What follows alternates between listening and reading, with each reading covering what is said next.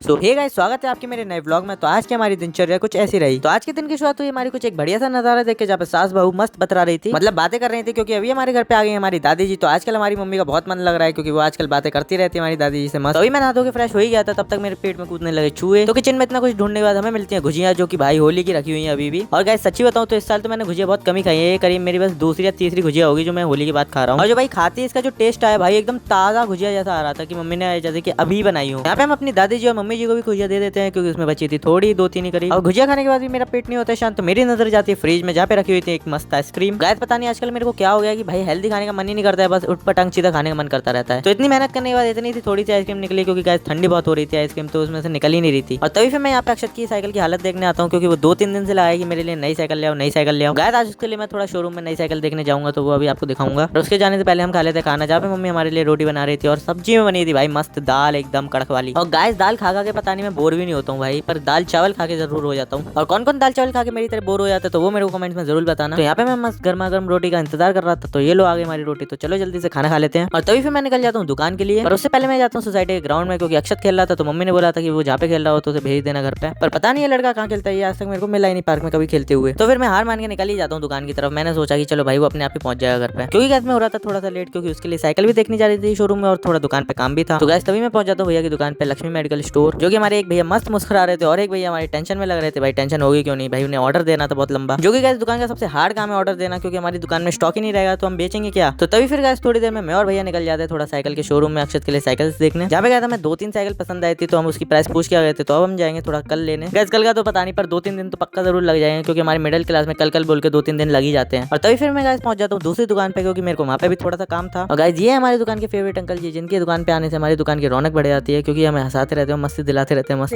9911 तो गाइस यहाँ पे अपना नंबर बता रहे थे, क्योंकि जिस किसी को सिलेंडर की जरूरत हो वो इन पे कांटेक्ट कर सकता है, क्योंकि ये सिलेंडर का बिजनेस करते हैं। तो गाइस चलो ऐसे तो मस्ती होती रही। तो अभी मेरे को हो रही थी देर कहीं जाने की, तो फिर मैं चले जाता हूँ घर पे जल्दी से। और एक चीज बताना तो भूलिएगा, क्योंकि आपको कई दिन से हमारे ये भैया दिख नहीं रहे होंगे दुकान पे, क्योंकि ये गए थे गाँव। तभी हम देखते हैं कि यहाँ पे अक्षय खन्ना एंट्री दे देते हैं भाई साहब।